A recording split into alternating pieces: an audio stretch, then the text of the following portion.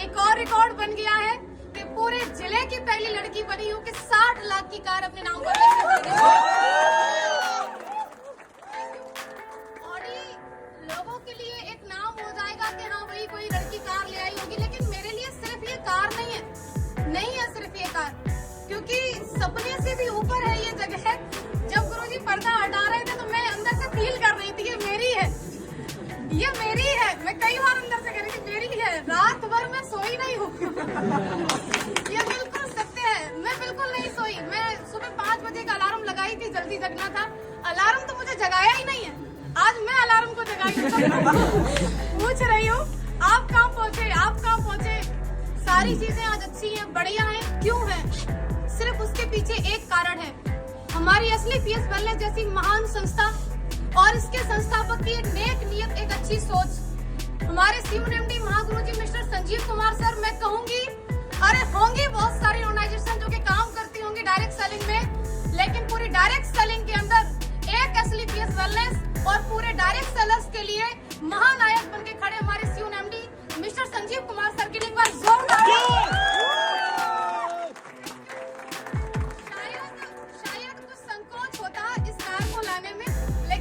संकोच नहीं हुआ क्योंकि वो वुमेन वेलफेयर फंड का 5 लाख एक्स्ट्रा गुरुजी दे दिया। बहुत बड़ा सहयोग लगा, क्योंकि लोगों को लगा है कि 5 लाख रुपए अमाउंट क्या, लेकिन पूछिए उनसे जो 30,000 रुपए महीने की तनख्वाह लेते हैं, पूरा 30 दिन ड्यूटी करते हैं, तब जाके उनको 30,000 आता है। लगभग उनकी 1.5-2 साल की इनकम तो माँ गुरुजी ने एज ए वेलफेयर फंड मुझे दे दी। क्यों? क्योंकि तुम लड़की हो। फिर हमारे अंदर से भी जज्बा जुनून आया कि नहीं भैया, जब 14 लाख की चल सकती तो 60 लाख की भी चलेगी। अब महागुरुजी अगर 5 लाख एक्स्ट्रा दिए तो उसको सही ठिकाने पे लगाना पड़ेगा, क्योंकि अभी और कमाना है। सारा कुछ बढ़िया है, बहुत ही अच्छा है। मैं जो बोलना चाह रही थी शायद मैं वो बोल ही नहीं पा रही हूँ, क्योंकि खुशी का कोई ठिकाना नहीं है। बोलिए। आज महागुरुजी पहली बार ये कह रहे हैं बोलिए, नहीं तो हर बार ये होता है कम बोलिए। अभी आपके बाद और भी खड़े हैं और उनको बोलने दीजिए। लेकिन ये अवसर भी असली पीएस वेलनेस में तब आता है, महागुरुजी एक बात बोलते हैं, मैं महागुरुजी की बात को रिपीट कर रही हूँ यहाँ पर, कि हम सभी किस्मत वाले तो हैं क्योंकि हम सबको सेम प्लेटफॉर्म मिल गया है, लेकिन हर वो व्यक्ति सफल नहीं होगा जो ज्वाइन कर लिया। क्यों? क्योंकि किस्मत वाले सभी हैं लेकिन सेम मेहनत नहीं करते। किस्मत से प्लेटफॉर्म मिल गया है, अगर हम मेहनत करते रहेंगे तो हम यहाँ तक जरूर आएंगे।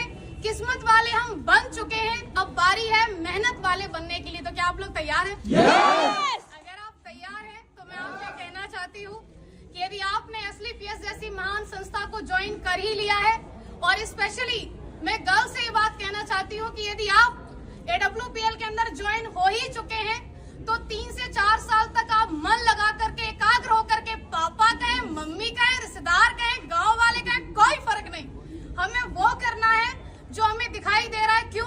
क्योंकि वो लोग अपनी जगह पे सही हैं। मेरे पापा ने कभी पढ़ाई के लिए नहीं रोका, मैं आपके सामने खड़ी हूँ। एक भाई एक बहन है हम। जिस स्कूल में मेरे भाई को पढ़ाया, आज मैं पहली बार ये बात बोल रही हूँ, जिस स्कूल में मेरे भाई पढ़े हैं, हम 2 प्राइवेट स्कूल में पढ़े हैं, बल्कि पिताजी किसान है। पिताजी गुंजाइश नहीं थी कि हमें बस से भेजें, लेकिन एक साथ पढ़ाया। हमेशा मेरे पिताजी एक बात बोला करते थे बचपन में कि आप, तुम दोनों मेरे लिए बराबर हो, मेरे लिए ज्योति सौरभ दोनों बराबर हैं। आप मुझे बताइए, बेटी हर कोई नहीं चाहता, उसका कारण भी बेटियां बनती है ना, कि वो शादी के बाद बोलती है अब तो मैं यहाँ आ गई हूँ, अब तो मेरा यही परिवार है, अब तो जो मैं कमाऊंगी वहाँ देंगी। कौन बाप चाहेगा मेरे घर में बेटी पैदा हो? क्योंकि एक तो इसको पढ़ा लिखा के बड़ा करो, कमाने लायक बनाओ, और उसके बाद तो ये तो चली और ये वहाँ जाके कमा के देगी, कौन चाहेगा? लेकिन मुझे ऐसा लगता है कि हर उस बेटी को चाहेगा, हर एक बाप जो उसी के यहाँ पर कमाने लायक बने और उसको कमा करके भी दे और उसको ला करके खड़ा करे ऑडी के शोरूम में, पापा ये गाड़ी तो आप ही की है। और ये हम सब बन सकते हैं, कोई एक नहीं, सिर्फ एक ज्योति यादव नहीं, नेवर, हर कोई बन सकता है। क्योंकि मैंने किसी को देख करके सपना बनाया, वो किसी कोई और नहीं थे, मेरे अपलायंस थे। आपका भी किसी न किसी को देख करके सपना बन रहा हो, तो जब सपना बन ही रहा है उसे साकार करने के लिए हमारे पास ये ग्रेट प्लेटफॉर्म है ही है, ग्रेट मेंटरशिप है ही है। उसके बाद मैं उन लोगों से कहना चाह रही हूँ कि जो लोग आज असली पीएस में ज्वाइन है और कहीं न कहीं है, सुन तो रहे होंगे आप, ये बात तो क्लियर है, और जो अभी मन बना रहे हैं, आप लोग देखते बहुत हो, ये आपकी बहुत कमी है कि आप सिर्फ देखते ही रहते हो। अगर देख रहे हो तो मैं कहूंगी डिसीजन लीजिए, और अगर डिसीजन ले लिया है तो 3 से 4 साल तक मन लगा करके आप काम कीजिए। अगर आप 3 से 4 साल तक मन लगा के काम करती हैं, स्पेशली फॉर गर्ल्स, आपने ज्वाइन कर लिया AWPL को और आप 3 से 4 साल तक काम कर सकती हैं, तो आप भी शादी से पहले ऑडी लेके आ सकती हैं। Thank you. अगर हमें चाहिए तो हमें काम करना होगा, हमें यहाँ पर मन लगा के लगे रहना होगा। और आज मुझे अवसर मिला है मेरे अप्लायंस को भी सुनने का। मैंने बहुत बोल लिया तो शायद मैं सब कुछ नहीं कहने वाली थी, और मैं रियली थैंक्स करना चाहूंगी अगेन सभी मेंटर्स का, SLPS वेलनेस का, रिजल्ट ओरिएंटेड प्रोडक्ट का, क्योंकि अगर प्रोडक्ट इतने अच्छे नहीं होते तो मैं किसी को एक बार दे सकती थी लेकिन दोबारा कभी डिमांड नहीं होती। लेकिन प्रोडक्ट इतने यूनिक, मैं दी एक को लेकिन 10 से डिमांड आई, रिजल्ट की वजह से आई। और सबसे बड़ा धन्यवाद आप सभी लोगों का, क्योंकि ये आम दिन को आप सभी ने खास बना दिया अपनी मौजूदगी दर्ज करावा करके। क्योंकि लखनऊ के अंदर लास्ट में एक बात छूट रही थी, गुरुजी कह दूं क्या, मुसीबतें रियली में बहुत आती हैं। जो लोग मुसीबतों का पल्लू पकड़ के बैठे रहते हैं वो घर ही रहते हैं। जो लोग औरतों के लिए एक बात बोलते हैं कि अगर ऐसे ही हो तो चूड़ियां पहन के बैठ जाओ, उनके लिए मैं ये बात कहना चाहती हूँ, चूड़ियां सिर्फ औरतों के हाथ में नहीं होती, कई सारे मर्द जिनके हाथ में दिखती नहीं है लेकिन होती है। चूड़ियां किस बात की? चूड़ियां उनके परिवार के बंधन की बताते हैं, चूड़ियां उनके नाम की बताते हैं। अरे मेरी रेपुटेशन का काम नहीं, चूड़ियां उनकी नौकरी की बताते हैं। ये सब चूड़ियां ही हैं और क्या है। आपको एक 50,000 की इनकम से कोई व्यक्ति 100 करोड़ का बिजनेस प्लान दे रहा है और आप कह रहे नहीं हमारे पास तो परेशानी है, हमारे पास तो मरने का टाइम नहीं है, हर जगह मुसीबत है। ये गाड़ी आपको क्या लग रहा है ऐसे ही आ गई? नहीं, लड़के होके गाड़ी ले आए। कैसे? मेरे साथ ही हुआ। मेरा लोन बिल्कुल क्लियर, बुजुर्ग है वो जिन्होंने मेरा लास्ट में आके कैंसिल किया, मैं बता रही हूँ आपको। गुरुजी अगली साल उनका रिटायरमेंट है, BOI में है वो। फाइल हमारी पहुंची क्योंकि 50 लाख वाला जो वैसे ना वो दूसरी बैंक होती है वहाँ रेफर किया जाता है। उनका पहला सवाल, आपके पास पहले से गाड़ी है? हमने बोला हाँ। आपकी किस्त बराबर चली? बोले हाँ। सिविल कितनी है? 806 तक की मेरी सिविल थी। बोले ठीक है। दूसरी गाड़ी क्यों ले रही हो? उन्होंने ऐसे करके पूछा, दूसरी गाड़ी क्यों ले रही हो? तो मैंने बोला जरूरत है। तो बोले ऐसी क्या जरूरत है, मैनपुरी में रह के तुम्हें इतनी बड़ी गाड़ी की जरूरत क्या है? अरे मैनपुरी में उनका ब्रांच, पैराडाइज स्कूल के सामने ब्रांच है बैंक ऑफ इंडिया का। तो अब सोच के देखो, क्या उनका सवाल था? नहीं, सवाल था उनकी नौकरी का।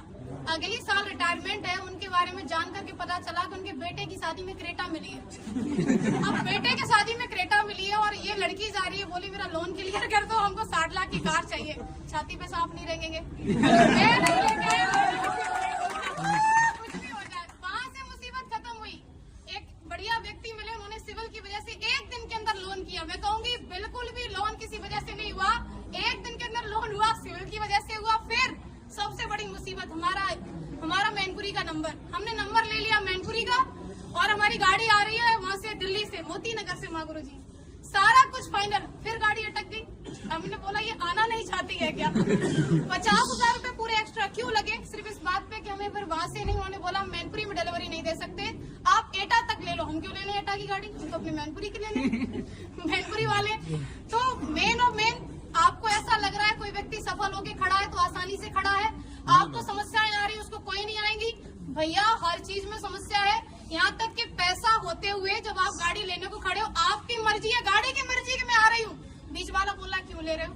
तो तीसरे को भी दिक्कत हो सकती है। दिक्कतों के ऊपर कभी फोकस नहीं करना है, फोकस हमेशा लक्ष्य के ऊपर। मेरी बात सिर्फ इतनी है कि आज अगर मैं यहाँ खड़ी हूँ तो सिर्फ इसका एक कारण है कि मैंने हमेशा मेरे अप्लायंस की उपलब्धि को देखा कि आज वो किस पायदान पे पहुंच रहे हैं। मैंने नहीं देखा उन लोगों को जो लोग मेरे अपने थे लेकिन वो किसी न किसी ऐसी जगह पर थे जो उतनी बड़ी सोच नहीं रखते थे। मैंने सिर्फ उनको देखा जिनकी सोच बड़ी थी, जिनकी उपलब्धि बड़ी थी, क्योंकि मुझे वहीं तक जाना था जहाँ तक का मुझे वो रास्ता दिखा रहे थे। तो आपको भी हमेशा अपने अप्लायंस के लिए देखना है, क्योंकि मैंने देखा तो आज मैं खड़ी हूँ। और आप लोग आए इसके लिए आपका अगेन बहुत बहुत शुक्रिया। Thank you so much.